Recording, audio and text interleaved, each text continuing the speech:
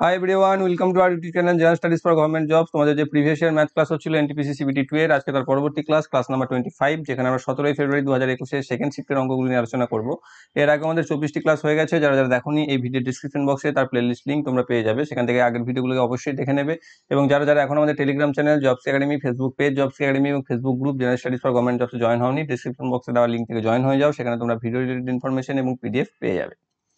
দেখো, কেউ কেউ কালকে বলছিলে যে একটু ধীরে করাতে, তো এইগুলো বেশিরভাগ ক্ষেত্রে থাকে তোমাদের রিপিট হয়ে যায়, বা রিপিট না হলেও সেম টাইপস এর অঙ্ক চলে আসছে, এই কারণ যতগুলোই ক্লাস হচ্ছে তার সাথে সাথেই সেই জন্য একই জিনিসকে কতবার বারবার ব্যাখ্যা করা হয়। তো আগের ক্লাসগুলো যদি তোমরা দেখে থাকো তাহলে বুঝতে পারবে যে এই কিছু এগুলোকে খুব জলদির মধ্যে বলে দিই, সেগুলো আগে অবশ্যই কোথাও না কোথাও আমি ব্যাখ্যা করেছি। আর কোনো একটা জিনিসকে টেনে বড় করা ফালতু তো কোনো প্রয়োজন নেই। তাও আমি, অনেকেও তোমরা কমেন্ট করো যে শর্টকাট শর্টকাট শর্টকাট, তাতেও আমি কথা শুনি না। আমি নর্মাল ওয়েতেই তোমাদের করাই, যাতে যারা বুঝতে পারো না তারা যাতে ক্লিয়ার থাকে তোমাদের। কারণ শর্টকাট তোমরা অনেক চ্যানেলেই পেয়ে যাবে, অনেক কিছুই আছে, সেই জিনিসগুলো শেখার জন্য আমি সেই চেষ্টাটা করে থাকি তোমাদেরকে, যে শর্টকাট থাকলেও আমি তার কনসেপ্টটাকে আগে ক্লিয়ার করার চেষ্টা করি। তো আগে কি রয়েছে, নাম্বার 1 অঙ্ক, একটি বস্তুকে 13% ক্ষতিতে এবং 11% লাভে বিক্রয় করলে মোট পার্থক্য হয় 204। এই বস্তুটির ক্রয় মূল্য কত? তো এই ধরনের অঙ্ক তোমরা আগে কিন্তু পেয়ে গেছো এখানে। তো সেটা রেলওয়ে গ্রুপ ডি এর ক্লাসে হোক, চাই এনটিপিসি সিবিটি 2 এ, হয়তো কোথাও না কোথাও তো পেয়ে গেছো যদি যারা যারা করেছো। সেক্ষেত্রে কি হয়, 13% ক্ষতি আর 11% লাভ, এদের মধ্যে ডিফারেন্স কত? এদের মধ্যে ডিফারেন্স যদি একটা ক্ষতি এবং একটা লাভে থাকে তাহলে উভয়কে যোগ করে দিতে হয়। ঠিক সেরকম সেই আমাদের সংখ্যা রেখা, বা তোমরা জিওগ্রাফিতে যেমন ম্যাথ করেছিলে দ্রাঘিমাংশ বার করার সময়, বা তোমরা সংখ্যা রেখাতে যেটা ডিফারেন্স করেছিলে মাইনাস প্লাসের মধ্যে ডিফারেন্স করার সময় যোগ করতে হয়, ঠিক সেরকম মেথডে একই রকম ভাবে একটা ক্ষতি এবং একটা লাভ অপোজিট থাকলে সে দুটো ডিফারেন্স করতে গেলে আমাকে যোগ করতে হয়। মানে 13 + 11 = 24। তা সেই 24% ডিফারেন্স ক্রিয়েট করছে 204-এ। তাহলে এটা হচ্ছে 204%। ক্রয় মূল্য সবসময় কত হয়? 100%। সেটা হচ্ছে কত? তাহলে হবে 100/24 × 204। 6 দিয়ে কাটবে, 6 × 3 = 18, 6 × 4 = 24, এখানে 6 × 4 = 24, 4 × 25 = 100, 25 × 34, 25 30 = 7,750, 8 × 4 = 100, 850। ওকে, অপশন নাম্বার সি এতে রয়েছে। নেক্সট কি রয়েছে, প্রদত্ত রাশিমালাটির সমাধান। খুব সহজ, একটা সরল। এইরকম যদি পরপর ভাগ ভাগ গুণ গুণ থাকে তাহলে তোমরা কিভাবে লিখবে? এটাকে করতে যাবে না পরপর, 1 2 5 এটাকে গুণ করে নেবে ইন্টু 1/5। এই ক্ষেত্রে কোনো সমস্যা হতো না যদিও, কিন্তু অনেক ক্ষেত্র থাকে যেখানে তুমি পরপর স্টেপ স্টেপ করে গেলেও হয়তো দেখবে আনসার মিলছে না। তো সেক্ষেত্রে এইগুলোকে এইভাবে লিখে নেবে, ইন্টু 1/5 × 5। ঠিক আছে, তাহলে দেখবে তোমাদের আর কোনো সমস্যা থাকবে না, বা সমস্যা কোনো জায়গাও থাকবে না। এখানে 5 দিয়ে 5 × 25 = 125, এখানে 5 5 কেটে দাও, তাহলে পড়ে থাকছে 25। ওকে, অপশন নাম্বার ডি তে রয়েছে।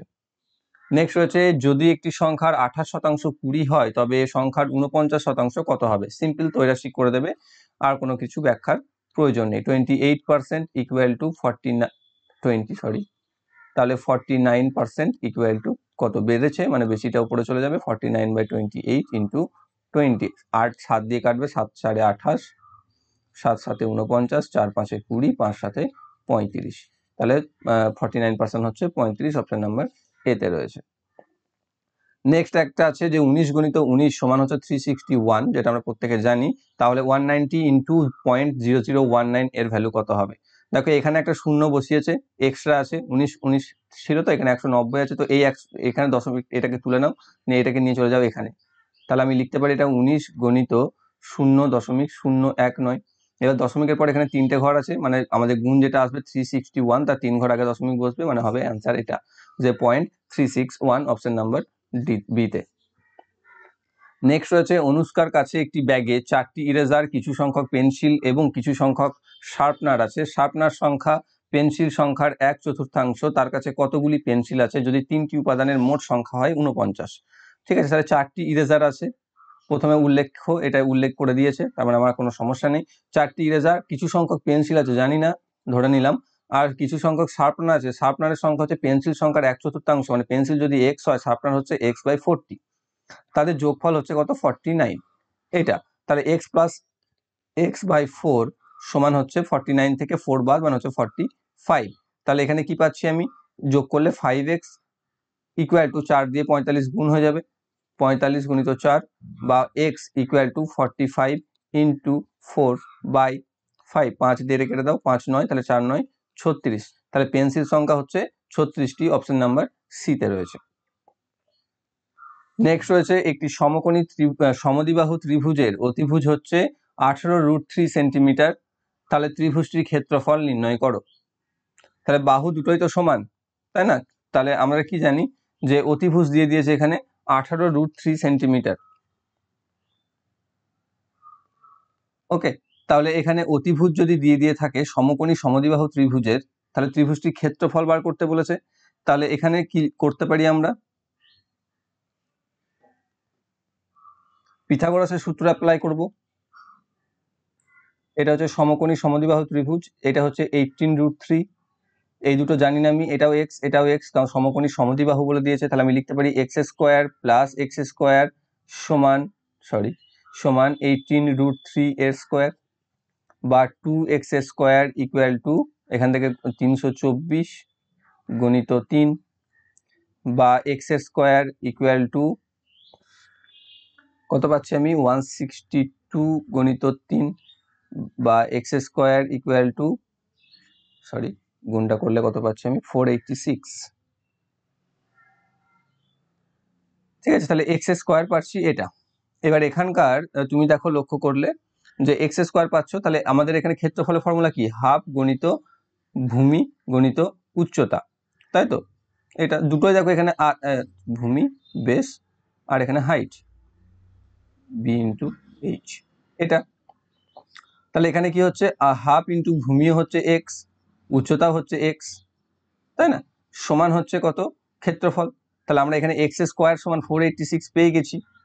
তাহলে এখানে কি পাচ্ছি আমি? x²/2, যেটা হচ্ছে আমার ক্ষেত্রফল। তাহলে x²/2 হচ্ছে 486/2, মানে হচ্ছে 243 সেমি স্কোয়ার, যেটা হচ্ছে আমাদের এই ত্রিভুজটির ক্ষেত্রফল। ওকে, জিনিসটা কনসেপ্ট আশা করি তোমাদের ক্লিয়ার হয়েছে। এখানে অতিভুজ দিয়ে দিয়েছে আর একটা সমকোণী সমদ্বিবাহু বলে দিয়েছে, তাহলে সেখানে আমি বাহু দুটোই সেম ধরে নিলাম, এক্স অ্যান্ড এক্স। তাহলে সেখান থেকে আমি করতে পারি ভূমি স্কোয়ার প্লাস লম্ব স্কোয়ার ইকুয়াল টু অতিভুজের স্কোয়ার। সেখান থেকে আমি পাচ্ছি x² এর ভ্যালু 486, আর আমরা ক্ষেত্রফল হচ্ছে হাফ ইন্টু ভূমি ইন্টু উচ্চতা, সেই ফর্মুলাতে ক্ষেত্রফল পাচ্ছি x²/2। x²/2 equal two x² যদি 486 হয়, তাহলে x²/2 equal to 486/2 equal to 243 centimetre square. Okay, option number B তে। নেক্সট রয়েছে 3-8, 9-20 এবং 15/16 এর লসাগু কত হবে? যখন লসাগু বলে দিয়েছে সবার ফার্স্টে দেখে নেবে লসাগু বা গসাগু ক্ষেত্রে যে এই ভগ্নাংশগুলো একের সাথে কোনোটা লব হওয়ার কোনোটার সাথে কাটাকাটি হচ্ছে কিনা। ঠিক আছে, অনেক সময় সেটা হয়ে থাকে, তখন ভুল আনসার চলে আসে, যেটা আমি একবার ভুগেছিলাম না, কিছুদিন আগে একটা ক্লাসে ছিল এরকম, যে আমি কাটাকাটি করি আনসার মিলছিল না। তো সেটা সবার ফার্স্ট চেক করে নেবে। যেমন এখানে 15/16 কাটবে না, 9/20 কাটবে না, 3/8ও কাটবে না। যদি না কেটে থাকে তারপর যেটা বলবে সেটা লবের হবে, উল্টোটা হবে হরের। তার মানে 3, 9 এবং 15 এদের লসাগু বার করতে হবে। 3, 9 এবং 15 যদি আমি লসাগু বার করি, তাহলে দেখো কত আসছে, মুখে মুখে করতে ফেলতে পারবে, 45 আসছে, তাই না? 45 আসছে এদের লসাগু। আর এদের 8, 20 আর 16 এদের গসাগু কত হবে? 4। 4 2 8, 4 5 20, 4 4 16। ঠিক আছে, তাহলে 4, তাহলে আমাদের এটা হচ্ছে লসাগু 45/4। যদি এটা পূর্ণ করতে হতো, তাহলে আনসার যদি সেরকম থাকতো তাহলে আমরা পূর্ণ করতাম, কিন্তু এখানে সেরকম কিছু নেই, তাই আমাদের অপশন নাম্বার ডিটা সরাসরি দিয়ে দিয়েছে, তো আমি এতটাই করব। নেক্সট রয়েছে বার্ষিক 13% চক্রবৃদ্ধি সুদের হারে কিছু টাকা 2 বছরের সবৃদ্ধি মূল হয় 1815 টাকা, শুরুতে কত টাকা বিনিয়োগ করা হয়েছিল? এটা অপশন টেস্ট করে নেবে, সব থেকে সহজ হয়ে যাবে।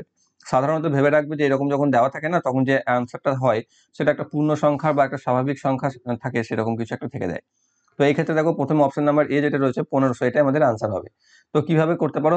অপশন টেস্ট 1500 এর 10% মানে হচ্ছে 2 বছরে 10% মানে হচ্ছে কত? 150।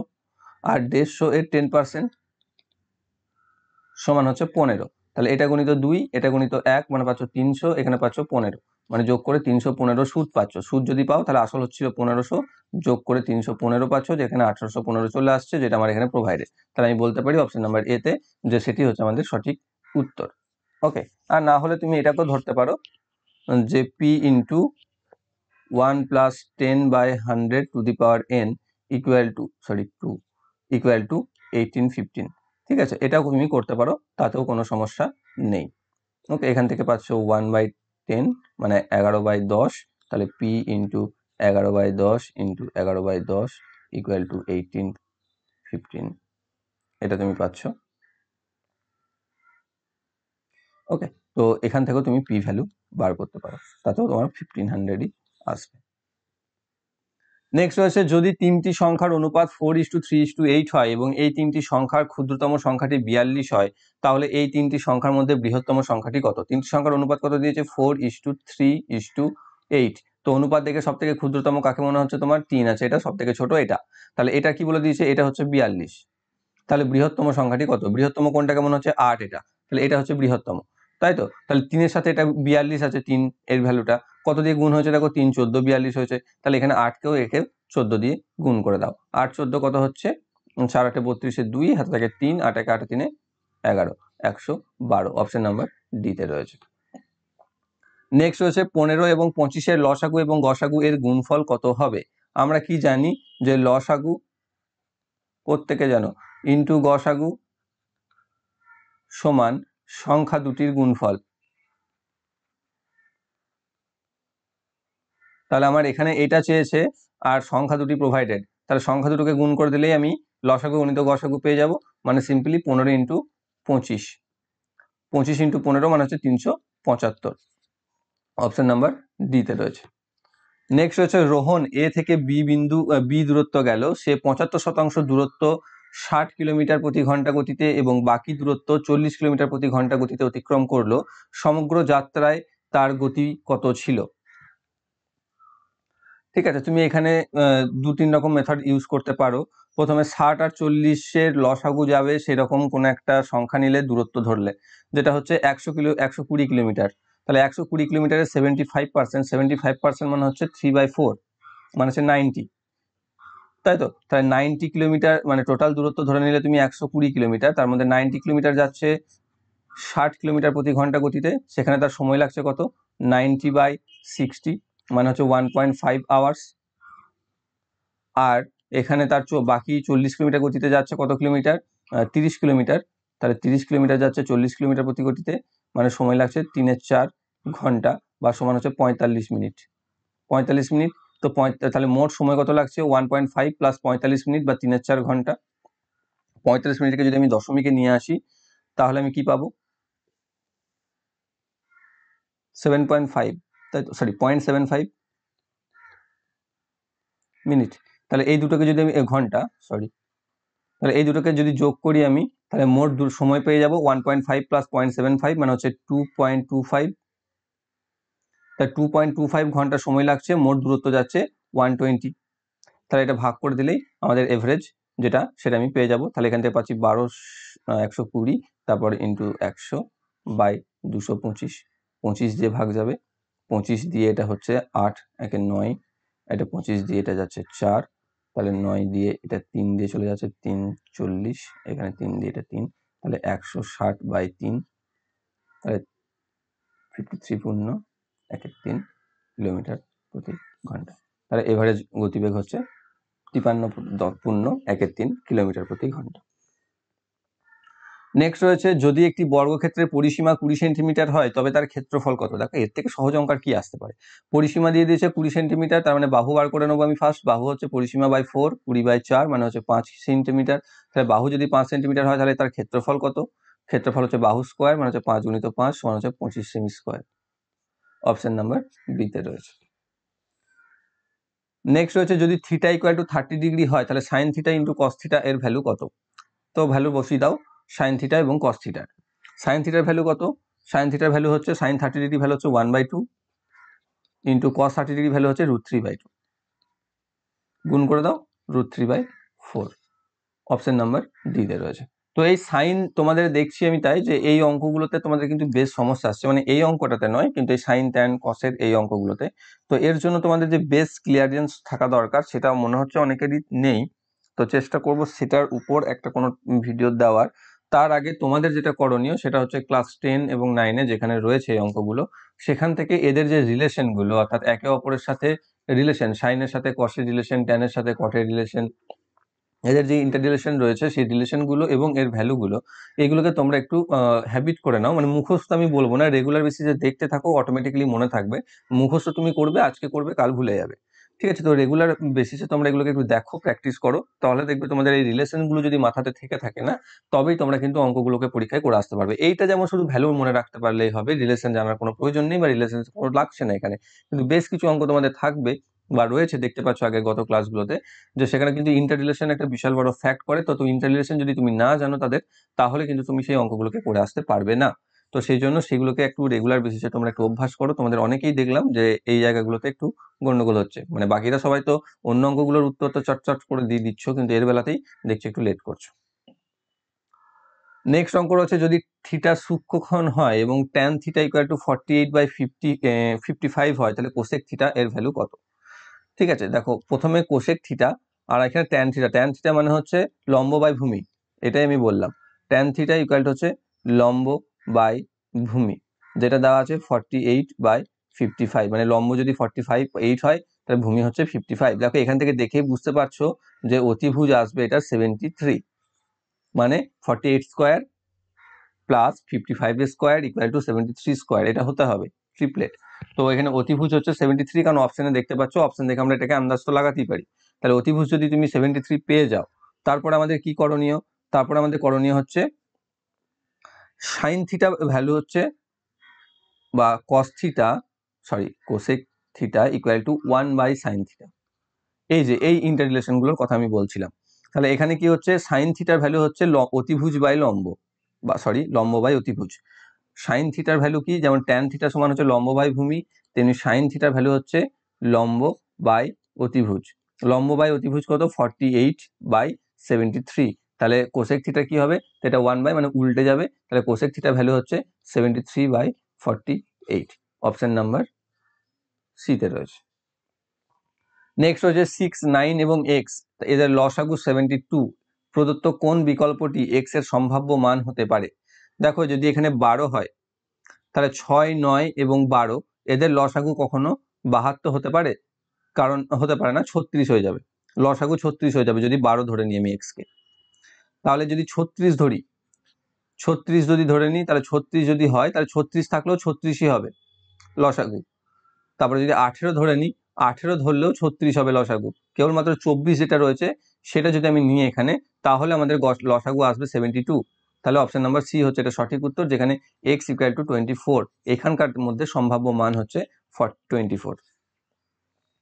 নেক্সট হচ্ছে, যদি যোগের অর্থ ভাগ হয়, তার মানে 72/8, বিয়োগের অর্থ গুণ হয় মানে গুণ 3, গুণের অর্থ যোগ হয় +6, ভাগের অর্থ বিয়োগ হয় -2, তাহলে রাশিমালাটির মান কত?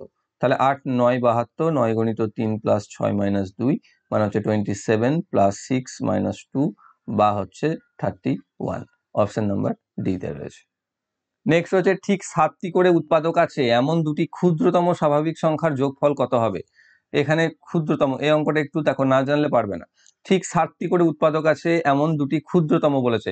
ক্ষুদ্রতম বলতে যেমন দেখো, আমি যদি উৎপাদক ধরি, ক্ষুদ্রতম উৎপাদক হতে পারে 1, 2, তার ডবল 4, তার ডবল 8, তার ডবল 16, তার ডবল হচ্ছে 32, তার ডবল 64, তার ডবল 128, এরকম ভাবে যেতে থাকবে। এখানে দেখো 7টা উৎপাদক বলেছে, কটা হলো? 1, 2, 3, 4, 5, 6, 7টা। তাহলে 64 হচ্ছে সেই সংখ্যা যার 7টা উৎপাদক আছে, এবং যেটা হচ্ছে ক্ষুদ্রতম সংখ্যা যার 7টা উৎপাদক। আর একটা কি হবে, এখানে 1 থেকেই তো শুরু হবে, কিন্তু 2 এর জায়গায় 3 চলে আসবে। 3, 3 এ 9, 3, 9, 27, 81, 243, আর একবার যাবে 3, 72, 729। তাহলে এখানে 729 হচ্ছে দ্বিতীয় ক্ষুদ্রতম সংখ্যা, যেটা 7টা উৎপাদক আছে। যদি পরবর্তী বার করতে বলতো তাহলে 1, 4, 16 এইভাবে যেতে হতো। ক্লিয়ার হয়েছে? তাহলে আমাকে কি হচ্ছে, যে দুটি ক্ষুদ্রতম স্বাভাবিক সংখ্যার যোগফল চেয়েছে, 7টি উৎপাদক আছে, তাহলে 64 আর 729 কে যোগ করে দাও। 729 + 64, 4, 9, 13, 3, হাতে থাকছে 1, 6, 2, 8, 1, 9, 793। অপশন নাম্বার সি তে রয়েছে। নেক্সট রয়েছে, এ একা একটি কাজ 14 দিনে সম্পন্ন করতে পারে, যেখানে বি একা কাজটি সম্পন্ন করতে পারে 21 দিনে। প্রথম দিন বি একা কাজ করে, দ্বিতীয় দিন এ একা কাজ করে, এবং কাজটি শেষ না হওয়া পর্যন্ত এইভাবেই প্রক্রিয়াটি চলতে থাকে। সমগ্র কাজটি শেষ হতে কতদিন সময় লাগবে? তাহলে কি করছে, এ করছে 14 দিনে কমপ্লিট করতে পারে, বি কাজটিকে 21 দিনে কমপ্লিট করতে পারে। এদের মধ্যে 42 পাচ্ছি আমি এলসিএম, যেটা হচ্ছে টোটাল কাজের ইউনিট। সেই হিসাবে পাচ্ছি এ করে প্রতিদিন 3 ইউনিট করে, বি করে প্রতিদিন 2 ইউনিট করে। তাহলে এ প্লাস বি দুজন একসাথে করছে 3 + 2, মানে হচ্ছে 5 ইউনিট করে। কিন্তু এখানে বলে দিয়েছে যে বি একদিন কাজ করছে, শুরু করেছে বি একদিন কাজ করছে, তারপর দিন এ কাজ করছে, মানে তারা দুদিনে করছে 5 ইউনিট। তাই তো আমার এখানে করতে হবে 42 ইউনিট। তাহলে 42টা তো 5 বিভাজ্য নয়, কাছাকাছি চলে যাও, 40 অব্দি যাবে। তাহলে 8, তাহলে আমরা লিখতে পারি যে 8 গুণ হয়ে যাবে, 8 গুণ করছি মানে 8 দিয়ে, তাহলে 16 দিনে করছে 40 ইউনিট। তাই তো, তাহলে 16 দিনে করছে 40 ইউনিট, বাকি থাকছে 2 ইউনিট। 42 থেকে 40 বাদ দিলে বাকি থাকছে 2 ইউনিট। সেটা দেখো তারপরে বি করে দিচ্ছে, কারণ এখানে তো সে বি শুরু করেছিল, বি প্লাস এ, তাহলে এইভাবে 8 নাম্বার দিন 16 নাম্বার দিন শেষেও তো এ করেছে, তো বি পরের দিন 17 নাম্বার দিনটা বি করে দেবে, তখনই 2 ইউনিটটা করে দেবে এবং কাজটা কমপ্লিট হয়ে যাবে। মানে আনসার আসবে 16 প্লাস বি এর একদিন লাস্টে, মানে হচ্ছে 17 দিন। তাহলে কাজটি কমপ্লিট করতে সময় লাগবে 17 দিন, অপশন নাম্বার ডি তে রয়েছে। নেক্সট রয়েছে এ একা একটি কাজ 39 দিনে সম্পন্ন করতে পারে, যেখানে বি একা কাজটি সম্পন্ন করতে পারে 52 দিনে। দুজন একসঙ্গে কাজটি শুরু করলো, কিন্তু কাজটি শেষ হওয়ার 3 দিন আগে এ কাজটি ছেড়ে দিল। তারা দুজন কতদিন একসঙ্গে কাজ করেছিল? কি করছে, এ করতে পারে 39 দিনে, বি করতে পারে 52 দিনে। এদের মধ্যে এলসিএম যদি করে নাও, তাহলে 52কে 3 দিয়ে গুণ করলে 156 পাচ্ছ। তাহলে এ করছে 4 ইউনিট, এ করছে 3 ইউনিট। ওকে, তো এখানে কি বলছে যে তারা একসাথে কাজ করে, কিন্তু কাজটি শেষ হওয়ার 3 দিন আগে এ কাজটি ছেড়ে চলে যায়, মানে শেষ 3 দিন কাজ বি একা করেছিল। তাহলে শেষ 3 দিনে বি করে কত, 3 গুণিত 3 সমান 9 ইউনিট। 9 ইউনিট যদি করে থাকে, তাহলে বাকি ইউনিট পড়ে থাকছিল কত, একসাথে তারা করেছিল 156 থেকে 9 বিয়োগ করে দাও, মানে হচ্ছে 147 ইউনিট। যেটা তারা একসাথে করেছিল, তারা একসাথে একদিনে করে কত, 4 প্লাস 3 মানে হচ্ছে 7 ইউনিট। 7 ইউনিট যদি করে তাদের সময় লাগবে কত, 147 ইউনিট করতে, 140/7 মানে হচ্ছে 21 দিন। তাহলে তারা একসাথে কাজ করেছিল 21 দিন, অপশন নাম্বার বি তে রয়েছে। নেক্সট রয়েছে এ, বি এবং সি হলো এমন তিনটি ধনাত্মক পূর্ণ সংখ্যা যাদের গড় 28 এবং A less than equal to B and B less than equal to C. তাহলে যদি মধ্যমা a প্লাস 16 হয়, তাহলে সি এর সম্ভাব্য ক্ষুদ্রতম মান নির্ণয় করো। ঠিক আছে, মধ্যমা বলে দিয়েছে a প্লাস 16, এই জিনিসটা একটু মাথায় রাখবে। তাহলে আমরা যদি a ছোট, তারপর b, তারপর সি অ্যাসেন্ডিং অর্ডারে সাজাই ছোট থেকে বড় হিসাবে, তাহলে মধ্যমা কোনটা পাবো, b পাবো। সেটা বলে দিয়েছে a প্লাস 16। ঠিক আছে, a প্লাস 16 সমান যদি b হয়, তাহলে b সমান a প্লাস 16 ইকুয়াল টু যদি b হয়, তাহলে a ইকুয়াল টু কত, b মাইনাস 16, তাই না? এটা তাহলে b এর জায়গায় b মাইনাস 16, b এর জায়গায় b, আর সি এর জায়গায় সি যদি বসায়, তাদের পূর্ণ সংখ্যা গড় হচ্ছে 28, মানে তাদের যোগফল কত পাবে, 28 ইন্টু 3। 28 গণিত 3 যদি যোগ করে নিই, তাহলে গুণ করে নিই, তাহলে কত পাচ্ছি, 3 8 24 আর 60 মানে হচ্ছে 84। ওকে, তাহলে এখান থেকে পাচ্ছি আমি 2b plus C equal to 16টা ওদিকে যোগ হয়ে যাচ্ছে 100।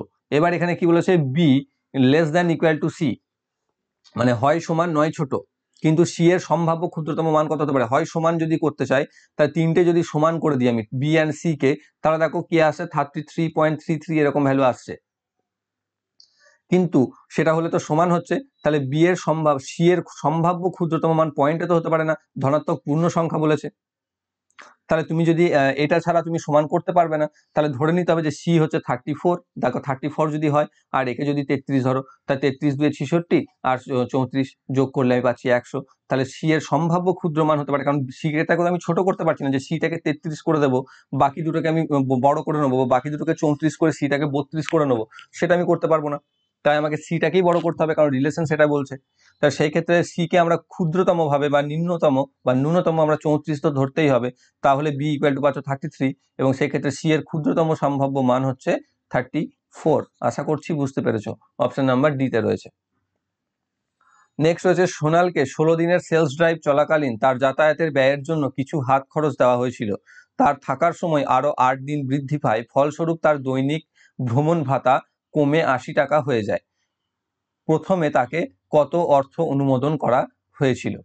ওকে, তাহলে 8 দিন বৃদ্ধি পাওয়াতে তার দৈনিক ভ্রমণ ভাতা 80 টাকা হয়ে যায়।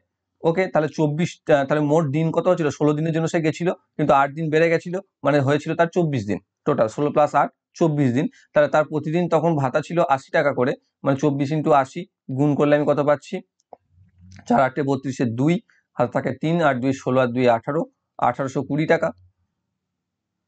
ঠিক করলাম গুণ? না 1920 টাকা হবে, 1920 টাকা, দেখেছো গুণও ভুল করছি। আচ্ছা তাহলে 1920 টাকা।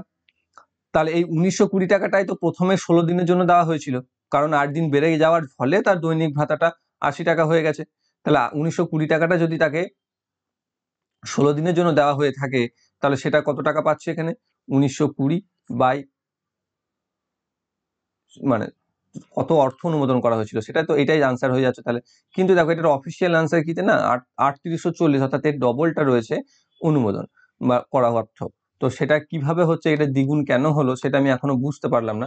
দেখো আমি আরেকবার অঙ্কটাকে ব্যাখ্যা করি, যে সোনালকে 16 দিনের সেলস ড্রাইভ চলাকালীন তার যাতায়াতের জন্য কিছু টাকা দেওয়া হয়, ঠিক আছে। তার সময় আর থাকার সময় 8 দিন বেড়ে যাওয়াতে তার সেই টাকাটা প্রতিদিন গড়ে 80 টাকা হয়ে যায়, কমে 80 টাকাতে পৌঁছে যায়। তাহলে কমে যদি 80 টাকা হয়ে যায়, মানে রেগুলার 80 টাকা বেসিসে তার মোট দিন সংখ্যা হচ্ছে 24। তাই 24কে 80 দিয়ে গুণ করলেই তাকে কত টাকা দেওয়া হয়েছে সেটা আমি পেয়ে যাওয়া উচিত, যেটা হচ্ছে 1920 টাকা। তাহলে প্রথমে তাকে 1920 টাকা দেওয়া হয়েছিল, সেটা 16 দিনের জন্য দেওয়া হয়েছিল, কিন্তু 8 দিন হয়ে বেশি হয়ে যাওয়াতে 24 দিন হয়ে যায়, ভাগ করলে তুমি 80 পেয়ে যাচ্ছ। সেই হিসাবে আমার 1920 অ্যান্সার আসছে, কিন্তু অফিসিয়াল অ্যান্সার কিন্তু 3840 আছে। নিশ্চয়ই আমার হয়তো কোথাও ভুল হচ্ছে, কিন্তু আমি মাথাতে আনতে পারছি না। যদি কারো এসে থাকে তাহলে কমেন্ট বক্সে অবশ্যই জানাও। নেক্সট হচ্ছে 1 - 5/6 এর স্কোয়ার ইকুয়াল টু কত হচ্ছে। এটা কি করবো, 5/6 কে স্কোয়ারটা করে দাও, বা এখানে a স্কোয়ার মাইনাস বি স্কোয়ারও করতে পারো, কোনো সমস্যা নেই। এটাকেও নিয়ে আসতে পারো 1 স্কোয়ার মাইনাস 5/6 এর স্কোয়ার, যেখানে a plus B into a minus B value বসাতে পারো, কিন্তু এখানে সেসব বসানোর কোনো প্রয়োজন নেই। 1 - 25/36 করে দেবে, সিম্পল মেথডে হয়ে যাবে, ঠিক আছে। তাহলে ইকুয়ালটা হচ্ছে 36 - 25 36, তাহলে 6 এখানে 5 11/36, যেটা হচ্ছে অ্যান্সার অপশন নাম্বার সি তে রয়েছে। নেক্সট হচ্ছে 2/3 3/4 5/6 এর গসাগু কত হবে। ওই একই কথা বললাম, যেমন লসাগুর ক্ষেত্রে প্রথমে দেখে নেবে কোনো ভগ্নাংশের মধ্যে আরো লঘিষ্ঠ আকার নিয়ে আসা যাবে কিনা। যদি না গিয়ে থাকে তাহলে যা বলবে করতে লবের ক্ষেত্রে সেটা হবে, হরের ক্ষেত্রে বিপরীত হবে। 2 3 5 তিনটে পরস্পর মৌলিক সংখ্যা, তাহলে তাদের গসাগু হবে 1, তাহলে ওপরে থাকছে 1, আর নিচেতে 3 4 6 এদের লসাগু, এদের লসাগু হচ্ছে 3 4 12, তাহলে 12 আর 6 দিয়ে বিভাজ্য মানে 12, তাহলে 1/12 অপশন নাম্বার সি তে রয়েছে। নেক্সট রয়েছে, যদি 6টি ধনাত্মক পূর্ণ সংখ্যার গড় 45 এবং ওই 6টি সংখ্যার বৃহত্তম ও ক্ষুদ্রতম সংখ্যা দুটির পার্থক্য হয় 18, তাহলে ওই 6টি পূর্ণ সংখ্যার মধ্যে ক্ষুদ্রতমটির সম্ভাব্য মান কত হতে পারে। 24 নম্বর অঙ্কটা কি বলেছে, তোমার পূর্ণ সংখ্যা বলে দিয়েছে 45, গড় 6টি ধনাত্মক সংখ্যার, তাহলে টোটাল কত? 45 × 6 মানে হচ্ছে 270। 270 যদি ক্ষুদ্রতম সংখ্যাটি তুমি x ধরে নাও, তার এই সংখ্যাগুলো যদি সব সংখ্যাকে তুমি যদি x ধরে নাও, তাহলে কি হচ্ছে দেখো কটা সংখ্যা আছে এখানে, টোটাল 6টা। তাহলে এখানে কি করতে পারি আমরা, এটাকে ধরে নাও 5টা সংখ্যা সমান x plus X plus X plus X, আর বৃহত্তম আর ক্ষুদ্রতম সংখ্যা দুটির মধ্যে পার্থক্য হচ্ছে 18। তাহলে আর একটা সংখ্যা হচ্ছে কত, বৃহত্তম সংখ্যা যেটা, সেটা ধরে নাও x প্লাস 18। তাহলে এটা যদি হয়ে যায়, সবগুলো 5টা সংখ্যা ধরো ছোট, বাকি একটাই হচ্ছে বড়, এরকম তো হতেই পারে না, ম্যাক্সিমাম পসিবিলিটিস থাকতে পারে এটা। তাহলে এটা হচ্ছে বৃহত্তর সংখ্যা x প্লাস 18, বাকি চারটে আর একটা হবে, সেটা হচ্ছে ক্ষুদ্রতম সংখ্যা যেটা হচ্ছে x x x x x। তাহলে এদের যোগফলটা হচ্ছে 270। সেটা যদি হয়ে থাকে তাহলে কি পাচ্ছি আমি, 5x প্লাস x প্লাস বা 6x তোমার সমান 6x সমান 288 পাচ্ছি। 6x সমান 18টা এদিকে যোগ হয়ে যাবে, বিয়োগ হয়ে যাবে।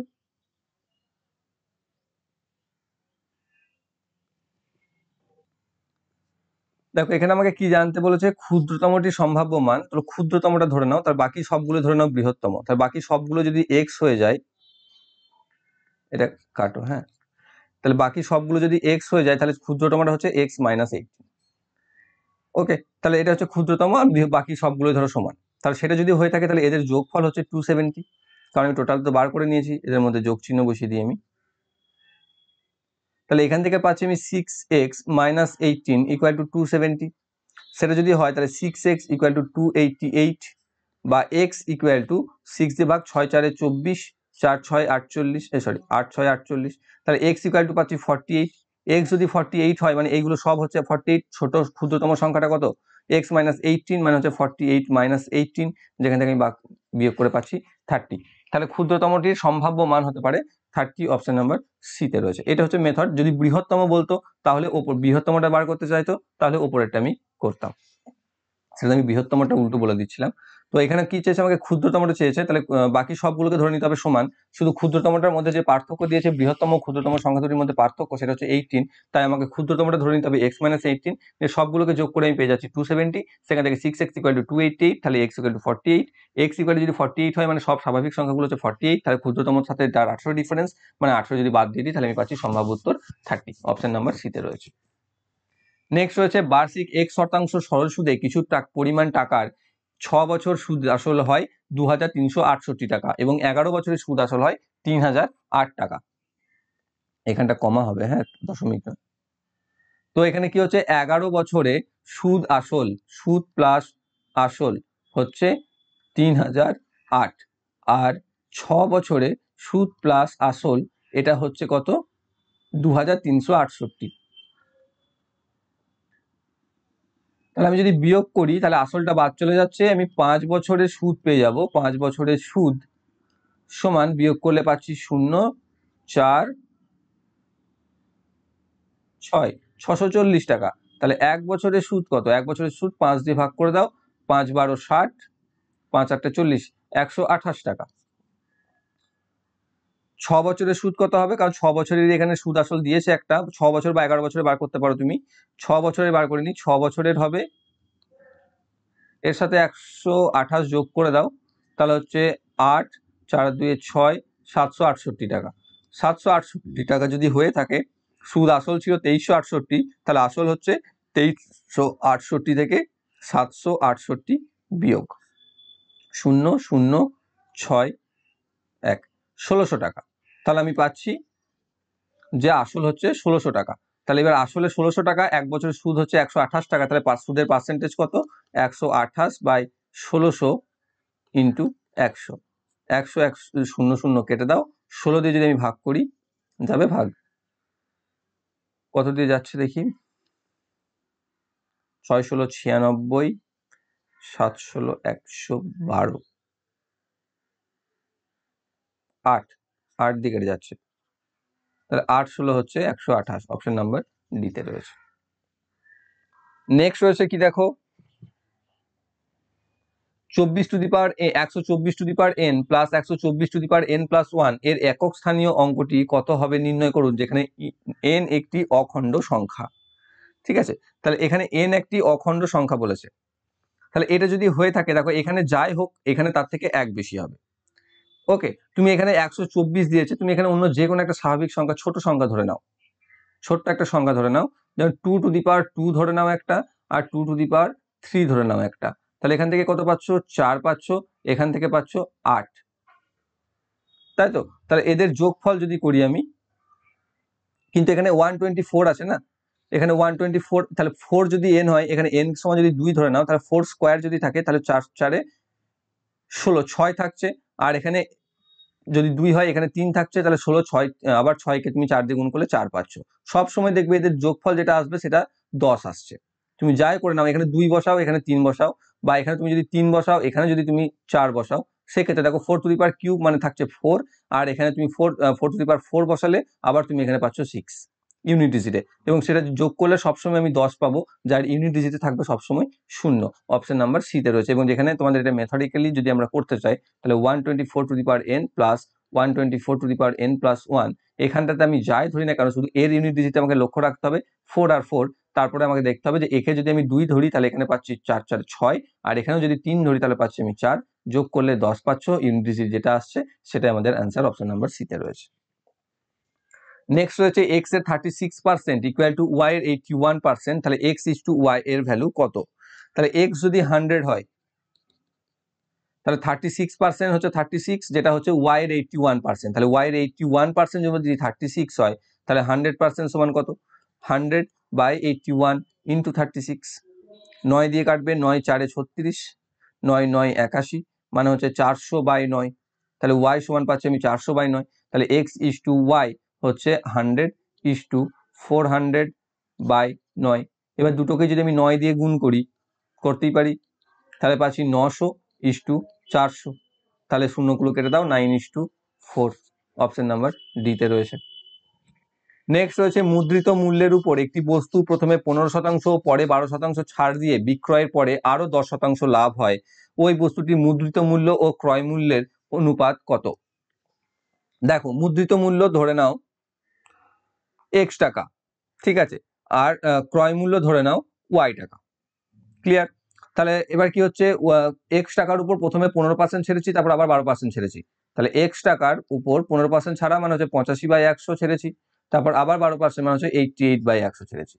যার ফলে কি হচ্ছে, তাতেও বিক্রয় পরে আরো 10% লাভ হয়েছে। 10% লাভ বলতে ক্রয় মূল্যের উপর 10% লাভ, মানে y ইন্টু 110/100 এটা। তাহলে এটা হয়েছে, তাহলে এটা সমান y ইন্টু 110/100। ক্লিয়ার?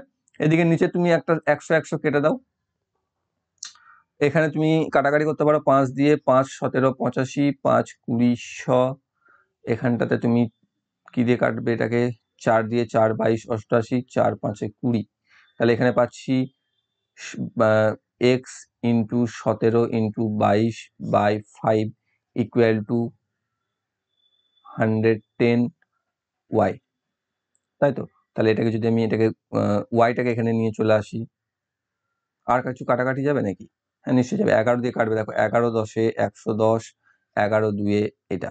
তাহলে এখান থেকে পাচ্ছি আমি 34x ইকুয়াল টু 50y, বা x by y equal to 50/34। এটাকে যদি আমি কাটি 25/17, ঠিক আছে? তাহলে x ইস টু y, যে দুটো আমি ধরেছিলাম ক্রয় মূল্য আর বিক্রয় মুদ্রিত মূল্য আর ক্রয় মূল্য, তাহলে হচ্ছে 25/17। নেক্সট রয়েছে 29 নাম্বার, যদি x minus Y equal to 5 এবং এক্স ওয়াই ইকুয়াল টু 15 হয়, তাহলে x এর কিউব মাইনাস ওয়াই এর কিউব ভ্যালু কত? এটার ফর্মুলা বসিয়ে দাও, এক্স কিউব মাইনাস ওয়াই কিউবের, যেটা হচ্ছে এক্স মাইনাস ওয়াই এর cube plus 3xy into X minus Y. Value put করে দাও, তাহলে কি পাচ্ছি এখানে 5 এর কিউব প্লাস 3 ইন্টু 15 ইন্টু 5। 5 এর কিউব মানে হচ্ছে 125 প্লাস 45 গুণিত 5 মানে হচ্ছে 225, যোগ করে দিলে পাচ্ছি 350। অপশন নাম্বার সিতে রয়েছে। নেক্সট রয়েছে 66,049 বর্গমূল কত? দেখো লাস্ট ইউনিট ডিজিটে 9 আছে, তাই 3ও হতে পারে 7ও হতে পারে, তাই না? তাহলে 3-এর থেকে 7-এর প্রবাবিলিটি বেশি থাকছে, কারণ এখানে আগে কি আছে 660, যেটা দেখো 26-এর নিচে হবে, 26 পেরিয়ে যাচ্ছে তোমার 660-কে। 25 25 625, কিন্তু 625 থেকেও অনেকটা ডিস্টেন্সে 660, তাই আমরা 25 তো হচ্ছে, কিন্তু 25-এর পর 3 হবে না, 25-এর পর যেটা বড় আছে সেটা আনসার হবে, অপশন নাম্বার বিতে রয়েছে। আর যদি এটা মেথড না আসে, বুঝতে না পেরে থাকো, সিম্পল 66049-কে বর্গমূল করে দেবে। এটার মেথডে তোমরা প্রত্যেকে জানো, ডান দিক থেকে 2 2 করে বাদ দিতে যাবে, 2 2 4, 2 6, 2 এর ডবল 4 নামবে, এখানে তোমার সরি দুটো নামবে না। তাহলে এখানে কি পাচ্ছি আমি, 45-কে 5 দিয়ে, 5 5 25 আর 5 4 20, 225 পাবো। তাহলে এখান থেকে 5 3 3 35 পাচ্ছি, আর এখানে নেমে যাবে 49, এখানে 25-এর ডবল 50 নামবে, 50-কে 7 দিয়ে গুণ করে দাও, 7 দিয়ে 7 7 49 চলে আসছে, তাহলে 35 49। ঠিক আছে, এই মেথডে করতে পারো, সেক্ষেত্রে 257 চলে আসে। নেক্সট রয়েছে, যদি এক্স এর cube minus 9x square plus 26x minus 24 equal to 0 হয়, তাহলে এক্স এর নিম্নোক্ত কোন মানের জন্য সমীকরণটি অসিদ্ধ হবে? কোনটি অসিদ্ধ হবে কথাটির অর্থ, যেটার ইকুয়াল টু 0 আসছে না বা আসবে না। সিম্পল, তুমি ছোট ছোট মান দেওয়া আছে, মানটা বসিয়ে দাও। যদি প্রথমে 1 বসে, দেখো 1 এর cube equal to 1, minus x 9 plus 26 minus 24 equal to 0 এখানে প্রোভাইডেড। তাহলে এখানে আছে মাইনাস 1 প্লাস 26 মানে 27, আর 24 আর 9 যোগ করলে পাচ্ছি মাইনাস 33 ইকুয়াল টু 0। হচ্ছে কি এখানে মিলছে? মিলছে না। তাহলে আমাদের অ্যান্সার আমরা এটাকেই করে দিতে পারি, যে নিম্নোক্ত মান এ যদি এক্স ইকুয়াল টু যদি 1 হয়, তাহলে এই সমীকরণটি অসিদ্ধ হবে, মানে ইকুয়াল টু 0 তোমার আসছে না। বাকিগুলোর ক্ষেত্রে অবশ্যই আসবে, যদি প্রথমটা দিয়ে চলে আসে তাহলে আমি বাকিগুলো চেক করার কোনো প্রয়োজন নেই, কিন্তু এমনিতেও সংখ্যাগুলো খুব বেশি বড় না, তাই তোমরা অপশন টেস্ট করে এটাকে চট করে ফেলতে পারবে। তো এই ছিল তোমাদের অঙ্ক 17 ফেব্রুয়ারি 2021 সেকেন্ড শিফটের। আশা করি তোমরা প্রত্যেকে বুঝতে পেরেছো। যদি তোমাদের কোনো অসুবিধা থেকে থাকে তোমরা কমেন্ট বক্সে অবশ্যই জানাবে, আর ভালো লেগে থাকলে ভিডিওটি লাইক করবে, বন্ধুদের সাথে শেয়ার করবে, এবং যারা যারা চ্যানেলে নতুন রয়েছে চ্যানেলটিকে সাবস্ক্রাইব করে বেল আইকনকে অল করে রাখবে যাতে ভবিষ্যৎ ভিডিও নোটিফিকেশন সকলের আগে পেয়ে যাও। Thank you for watching.